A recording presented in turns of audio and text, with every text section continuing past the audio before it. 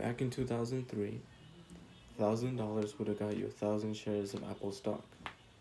Those same shares today would be worth $259,000. And that is the topic of my speech today, is how to make money off the exchange market. I researched this topic and it is relevant because anybody has access to the exchange market and can make significant amount of money on it. So we'll look at preparations needed before trades can be made, possible techniques while purchasing, and precautions that need to be taken into account. First, we'll look at strategies. So before a trade can be made, research must be done into a specific company and the market as a total. So the current market must be identified as a bull market or a bear market first. Here's a picture of how the market moves. So here on the top would be a bear, or a bull, sorry. Down at the bottom would be a bear at the lows. So the bull market is where stock prices are inflated and it is best for selling, terrible for buying. And a bear market is where prices are depressed, better for buying and not for selling.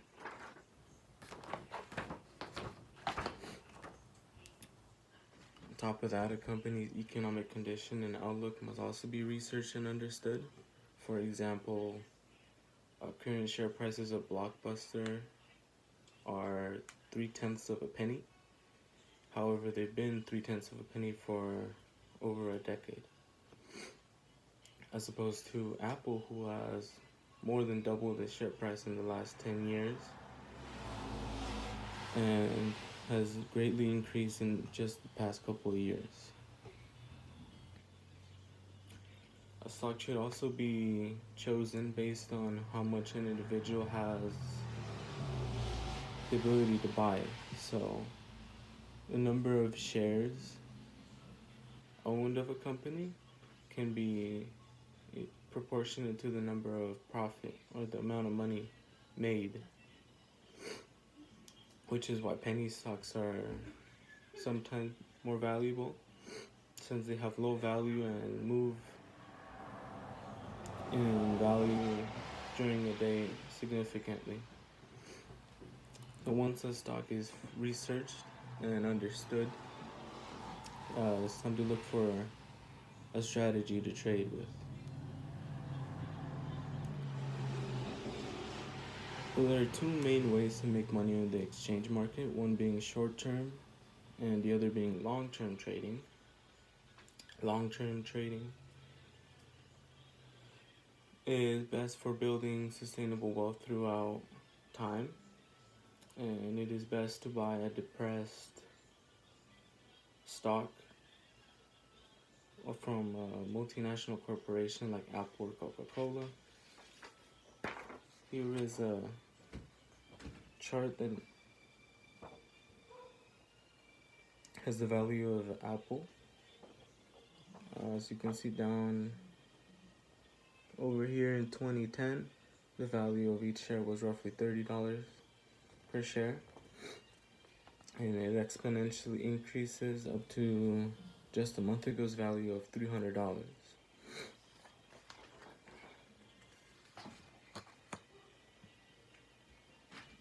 And that's one way to make money, is waiting for the stock price to increase and at the same time collecting dividends per quarter of stocks held.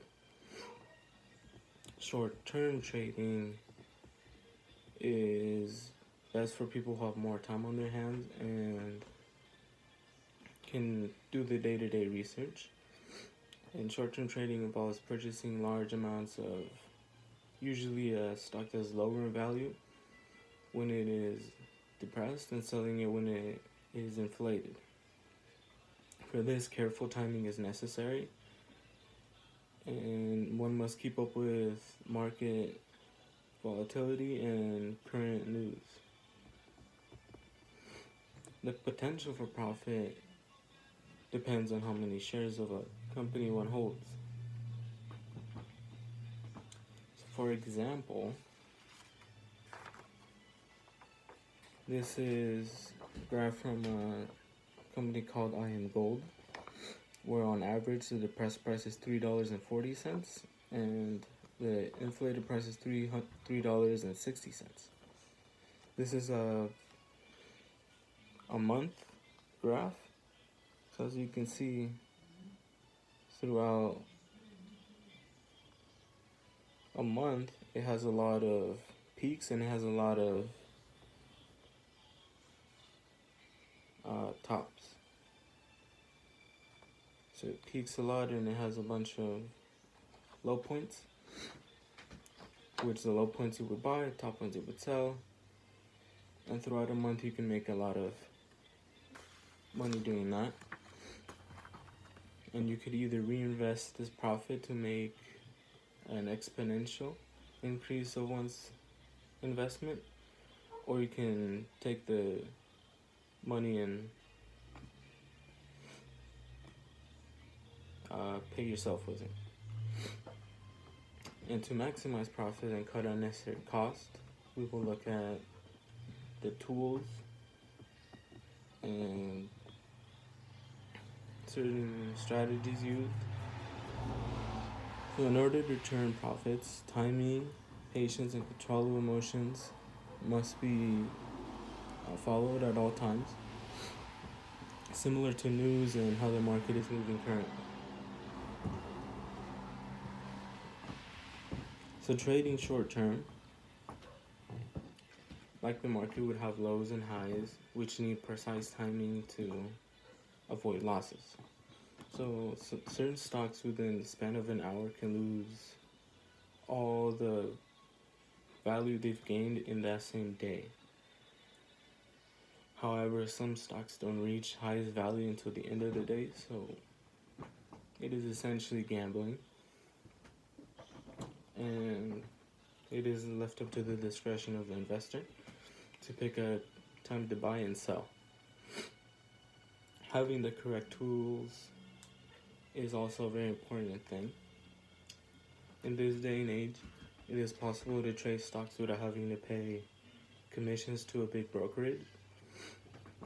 For example, a brokerage like Robinhood charges 0 commission per trade, or one like Acorns, which charges $5 a month, but they also manage your money for you, so you don't have to put as much time and effort into investing with Acorns. And just like anything in life, with the stock market, you will have mistakes made. But one of the biggest mistakes would be panic selling or buying based on constantly watching the market and overreacting to every move.